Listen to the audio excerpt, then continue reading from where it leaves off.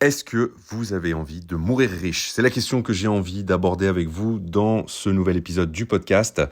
Podcast qui va sortir un petit peu du cadre purement immobilier et qui va, je l'espère en tout cas, vous inviter à la réflexion sur pourquoi est-ce que vous investissez. Vous inviter à vous poser la question de savoir pourquoi vous avez décidé d'investir. Est-ce que c'est pour avoir un complément de revenu? Est-ce que c'est pour compenser une perte de revenus à la retraite? Est-ce que c'est pour vivre mieux, etc., etc. Vous avez forcément toutes et tous une bonne raison pour avoir investi, si c'est déjà le cas, ou pour avoir envie d'investir. Et dans cet épisode, vraiment, j'aimerais qu'on sorte un petit peu du cadre purement immo pour adopter une réflexion et une posture dans laquelle on va se poser la question du pourquoi et quand est-ce qu'on profite de son argent. D'où le titre du podcast, est-ce que vous avez envie de mourir riche? Et vous allez comprendre pourquoi. Alors, pourquoi cet épisode déjà? On est dans un contexte qui est un petit peu compliqué, un petit peu morose depuis maintenant 2 ans bientôt. Au moment où je tourne j'enregistre ce podcast, on est quasiment en novembre 2023. Et on va pas se mentir, hein, il y a des choses qui sont pas ouf, l'inflation galopante, les taux d'intérêt immobilier qui sont montés en flèche, des prix de l'immobilier qui pour l'instant ne baissent pas à la mesure de ce que ça devrait baisser pour compenser la perte de pouvoir d'achat liée à la hausse des taux. On a toujours un fond de guerre en Ukraine, on a maintenant d'autres événements qui viennent s'enchaîner. Et effectivement, c'est un petit peu anxiogène et on constate dans le cadre de Polygone Formation que beaucoup de gens sont inquiets, et ce qui est normal, hein, sont inquiets sur l'avenir, sont inquiets sur leur capacité à continuer à vivre sereinement.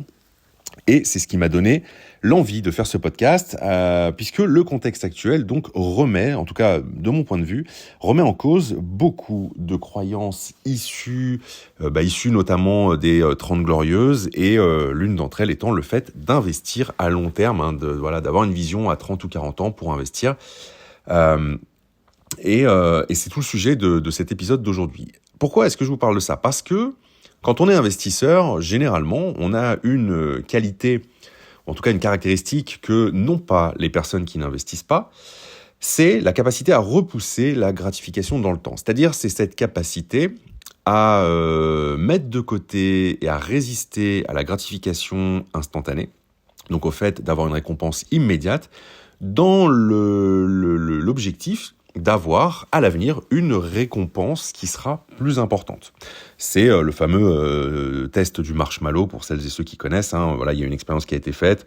On donne un marshmallow à des enfants et on leur dit que s'ils ne le mangent pas tout de suite, mais s'ils attendent, je sais plus combien, 1 heure ou 2 peut-être, ou la fin de la journée, eh bien ils en auront 2. Et en fait, les résultats sont très intéressants parce qu'il y a une grosse partie des enfants qui ne peut pas attendre et qui mangent tout de suite.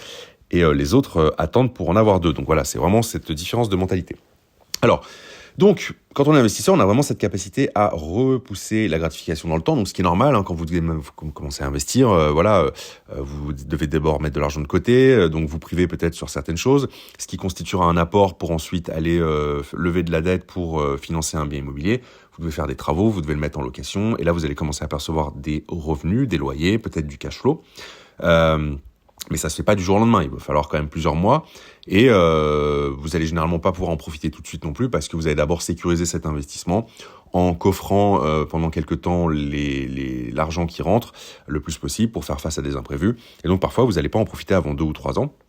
Et si vous avez l'ambition de réinvestir derrière, parfois c'est encore un peu plus long. Mais donc en fait voilà, on a vraiment cette vision long terme, mais il arrive un moment où en fait nous évoluons tous, hein, on prend de l'âge, nos vies changent, nos modes de vie évoluent, nos croyances, nos valeurs, nos envies, nos objectifs.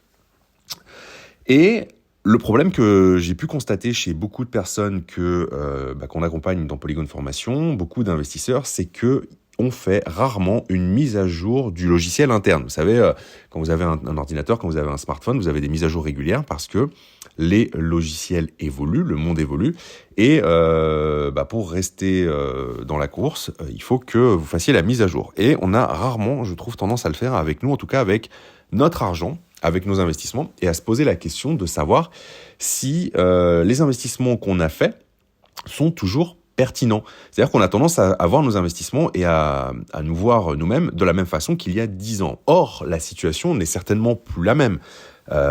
J'ai commencé à investir en 2012, j'avais 27 ans. Il est évident que ma situation à cette époque n'était pas du tout la même et mes objectifs n'étaient pas les mêmes qu'aujourd'hui, à 38 ans, avec l'évolution des envies, l'évolution des projets, des rêves, l'évolution des revenus aussi, et les différents investissements qui ont été réalisés. Et c'est vraiment un point important que j'aimerais soulever parce que vous avez souvent des personnes qui sont dans la logique de Warren Buffett, buy and hold, vous savez, on achète et on conserve à vie, dans une optique de toujours accumuler du patrimoine, accumuler du capital, faire grossir le patrimoine. Et en fait, la question que j'ai envie de poser, c'est jusqu'où ? Quand est-ce qu'on s'arrête en fin de compte ? Parce que c'est bien beau de vouloir créer, constituer du patrimoine, de vouloir investir, mais, et c'est là que je voulais vous poser la question initiale, pourquoi faire ? Quel était votre objectif initial et qu'est-ce que vous voulez faire de cet investissement ? Une autre façon de le dire, c'est quand est-ce que vous allez décider de profiter de votre argent ? C'est extrêmement important parce que je vois malheureusement beaucoup trop souvent, alors c'était très vrai dans l'ancienne génération, mais ça l'est encore beaucoup aujourd'hui, je trouve, des gens qui continuent à investir, à vouloir sans cesse réinvestir, réemprunter, relever de la dette, etc., etc. Mais leur seule motivation, c'est finalement le toujours plus. C'est l'appât du gain. Je veux plus de chiffres sur mon compte en banque, je veux pouvoir dire que j'ai plus de biens, plus de patrimoine, etc., etc. Et je trouve que trop peu de personnes se posent vraiment la question de savoir quand est-ce qu'on a assez, quand est-ce que ça suffit, quand est-ce qu'on profite de notre argent. Alors peut-être que vous allez me dire que vous aimez relever de la dette, trouver une nouvelle pépite et la rénover, et je comprends tout à fait, je suis pareil. Mais est-ce pour autant nécessaire d'accumuler et de ne jamais profiter. L'idée que je voulais soulever derrière ce podcast, c'est le fait, alors ça va peut-être choquer certaines personnes, mais c'est une idée qui consiste à ne pas mourir avec de l'argent en trop. Et donc de vous inviter à la réflexion sur le moment opportun pour vendre et profiter du fruit de votre travail, donc de profiter de vos investissements. Alors c'est extrêmement contre-intuitif, parce que la plupart des personnes à qui je parle de ça me disent que quand elles ont vendu un bien immobilier ou qu'elles ont de l'argent, elles veulent réinvestir le maximum et faire grossir encore le patrimoine, donc ce que je vous expliquais à l'instant. Et très peu finalement se posent la question de savoir, mais en fait, à quel moment est-ce qu'on va profiter de cet argent ? Et de mon point de vue en tout cas, moi je suis tombé aussi dans ce piège que j'appellerais un peu la rat race de l'investisseur, qui va consister, contrairement à la rat race du consommateur qui va dépenser toujours plus, à investir toujours plus.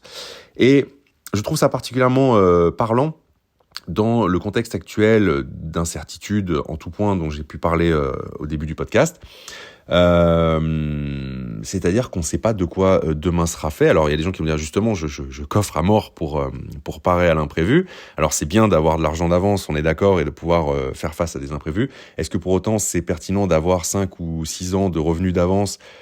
J'en suis pas certain. Peut-être que cet argent serait utilisé sur des choses qui seraient plus intéressantes pour vous. Et donc, dans ce contexte actuel qui est un peu incertain, il y a pas mal d'investisseurs qui me sollicitent et qui me disent « mais en fait, là, les taux sont élevés, les prix baissent pas encore comme ça devrait le faire, la réglementation se durcit, il y a beaucoup de choses qui se passent dans l'immobilier, donc c'est pas vraiment le bon moment pour investir. » Et je sens une frustration. Et je dis « mais pourquoi est-ce que tu veux à tout prix réinvestir maintenant ?» Et bien souvent, il n'y a pas de réponse. En fait, c'est juste une habitude, une dynamique qui a été enclenchée. Et donc, moi, ce que je propose, c'est pourquoi est-ce qu'au contraire, tu ne profiterais pas de cette période pour faire le point sur ce que tu as réalisé, sur ton patrimoine, et peut-être t'octroyer, de profiter d'une partie de ce patrimoine. Je dis pas de tout vendre et de tout claquer dans des conneries, c'est pas du tout l'idée, mais de justement faire une pause dans les investissements et profiter. Pour réaliser des rêves, des envies, des choses que tu veux faire depuis longtemps et que tu peux te permettre de faire vu que tu as l'argent. Et puis tu peut-être reprendras les investissements dans 1 an, dans 2 ans, dans 3 ans. Pourquoi effectivement ce serait une course? Et là souvent, c'est vrai qu'il y a un moment de flottement dans lequel en fait les gens me disent ah oui effectivement j'avais pas vu les choses sous cet angle, j'étais plutôt en mode pilote automatique en fait avec cette volonté de réinvestir. Je vous dis ça parce que la santé décline avec le temps et notre capacité à profiter de notre argent aussi. Schématiquement, quand on est jeune, qu'on est ado, qu'on est dans la vingtaine, on a du temps, on a de l'énergie, mais on a généralement pas beaucoup d'argent. Quand on est en milieu de vie, on a bien souvent plus d'argent, toujours de l'énergie, un petit peu moins, mais toujours beaucoup, mais c'est le temps qui vient à manquer, parce qu'on est pris dans les obligations du quotidien. Et l'écueil à éviter, c'est que en fait beaucoup de personnes se disent c'est pas grave, je profiterai à la retraite, hein, ça c'est bien connu maintenant, donc je coffre pour la retraite. Sauf que généralement quand on arrive à la retraite, alors à part peut-être en début de retraite, mais ça ne dure pas longtemps, quelques années tout au plus, eh bien effectivement on a du temps. Certainement que vous avez de l'argent si vous avez fait le nécessaire, mais c'est bien souvent l'énergie qui vient à manquer. Et il y a des choses que vous pouvez faire quand vous êtes jeune, que vous ne pouvez plus faire par exemple à la retraite. Moi j'aime bien aller au ski, je me vois pas descendre une piste noire à 70 ans. Donc je fais le maximum pour y aller le plus souvent possible maintenant que j'ai la santé et les moyens de le faire. Ça peut être ça peut être j'aime bien aussi faire de la moto, j'ai une moto plutôt sportive, je me vois pas à 70 ans monter dessus, être plié en deux sur le réservoir et je pense que j'aurais plus la même appréhension du risque, etc., etc. Donc il y a beaucoup de choses comme ça et de mon point de vue ce qui fait la richesse d'une vie, c'est-à-dire ce qui fait qu'on est heureux, qu'on est accompli, épanoui, eh bien ce sont les expériences et en fait nous sommes on est la somme des expériences qu'on aura vécues dans une vie. Et je rajouterais même que pour moi, les expériences qu'on peut être amené à vivre, ça paye des dividendes à vie dans nos mémoires. Et je vous invite vraiment à repenser à plusieurs moments de votre vie qui vous donnent le sourire. Je suis certain que vous en avez pas mal. Il y en a certains qui ont eu lieu il y a 20 ans, il y a 30 ans. Je sais pas la naissance de vos enfants, si vous avez peut-être la soixantaine aujourd'hui. Ça peut être votre mariage, ça peut être un voyage, ça peut être une soirée de fou rire avec des amis, peu importe. Mais on est d'accord que peu importe que ces événements aient eu lieu il y a 1 an ou il y a 20 ans, vous vous en souvenez comme si c'était hier, et ça vous procure de la joie d'y repenser. Et donc, le message global dans ce podcast, quand je vous disais est-ce que vous voulez mourir riche, moi la réponse c'est non. C'est de vous inviter à prendre le temps de vous poser, de vous amener sur cette réflexion qui va consister à vous dire ok, qu'est-ce que j'ai vraiment envie de faire, quelles sont les expériences que j'aimerais vivre, est-ce que à aujourd'hui j'ai les moyens de vivre ces expériences et est-ce que ce serait pas pertinent plutôt que de toujours raisonner en termes uniquement financiers, eh bien de se mettre également à raisonner en termes d'expérience de vie, en termes de choses que vous allez pouvoir vivre et qui vont ensuite vous rester à vie. Voilà, je vous invite vraiment à cette réflexion. Et dans cette période qui est particulièrement compliquée, eh bien, ça s'y prête bien, hein. Vous savez, il y a des phases d'expansion, il y a des phases de contraction. Eh bien, on est potentiellement dans une phase de contraction. Eh bien, est-ce que ce serait pas le moment justement pour lâcher un peu de lest, s'autoriser à profiter du fruit de son travail, plutôt que de chercher à systématiquement réinvestir et faire grossir le patrimoine et le capital, pour ensuite peut-être repartir de plus belle dans 1 an, dans 2 ans, quand le marché le permettra à nouveau de façon probable. Et une technique qui permet de faire ça, si vous avez aujourd'hui un parc immobilier, eh bien c'est l'arbitrage IMO, c'est-à-dire le fait de vendre un ou plusieurs biens. Alors, c'est vrai que souvent les gens ne comprennent pas l'intérêt parce qu'ils ont l'impression de régresser en vendant du parc immobilier, en vendant un peu de patrimoine, en faisant un arbitrage. Il faut savoir que bien souvent, arbitrer, ça vous permet d'avoir plus d'argent avec moins de patrimoine et d'améliorer votre situation bancaire simplement parce que vous allez avoir un bien en moins, donc vous allez payer moins d'impôts, vous allez avoir un bien en moins à gérer, donc ça vous fait aussi moins de soucis et une source de dépenses en moins. Vous allez rembourser le prêt associé à ce bien, donc vous allez vous désendetter. Et avec le surplus, vous avez la possibilité également de faire un remboursement anticipé peut-être sur un autre prêt, partiel ou total, ce qui va vous désendetter davantage et donc améliorer votre situation bancaire. Et vous avez également la possibilité, donc si vous faites ça, vous allez avoir forcément moins de revenus locatifs vu que vous aurez vendu un bien, mais vous aurez aussi beaucoup moins de crédit en face, donc vous aurez finalement plus de cash flow, donc une situation qui est plus confortable pour vous, mais vous avez aussi la possibilité de réserver une partie de l'argent de la vente pour faire ce voyage que vous remettez à plus tard depuis bien trop longtemps, ou voilà cette expérience, ce truc que vous avez vraiment envie d'essayer. Enfin voilà, il y a énormément de choses à faire et vraiment, vraiment, c'est sur ça que je voulais attirer votre attention dans ce podcast. Alors c'est vrai que c'est pas souvent que je fais les podcasts, ça me semblait être le format le plus adapté. Podcast un petit peu long, mais voilà, je vous invite à prendre le temps de la réflexion là-dessus, à vous poser les bonnes questions et justement à adopter cet état d'esprit peut-être dans lequel se dire que moi j'aime bien, même si ça paraît un peu glauque, ce concept de j'ai pas envie de finir riche, j'ai pas envie de mourir riche, hein, comme je vous l'ai dit, la santé décline avec le temps et la capacité à profiter de l'argent aussi. J'ai un grand-père qui est centenaire et qui n'est pas du tout dans le besoin financier.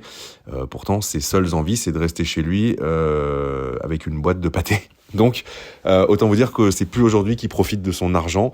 Et finalement, j'ai envie de dire que plus on est jeune, plus on a la capacité à en profiter. Et donc, à mon sens, alors c'est très contre-intuitif, mais à mon sens, eh bien voilà, si vous avez fait ce qu'il faut pour avoir du patrimoine, ne voyez pas comme une régression le fait de vendre et de dépenser une partie de ce patrimoine, si ça vous permet de vivre une expérience que vous avez toujours voulu vivre. N'oubliez pas qu'on n'a pas envie de mourir avec des regrets de ne pas avoir fait telle ou telle chose, mais on a envie de vivre une vie riche d'expériences et pas uniquement riche d'argent, parce que l'argent tout seul ne sert à rien. Voilà, merci à vous d'avoir écouté cet épisode. Et je vous dis à très bientôt pour un nouvel épisode. Si ça vous a plu, si vous avez des questions, si vous avez des remarques ou des réflexions par rapport à cet épisode, eh bien, n'hésitez pas à nous contacter via le site web polygoneformation.com ou sur Instagram, sur les réseaux sociaux. Nous sommes là et je serai ravi d'en discuter avec vous.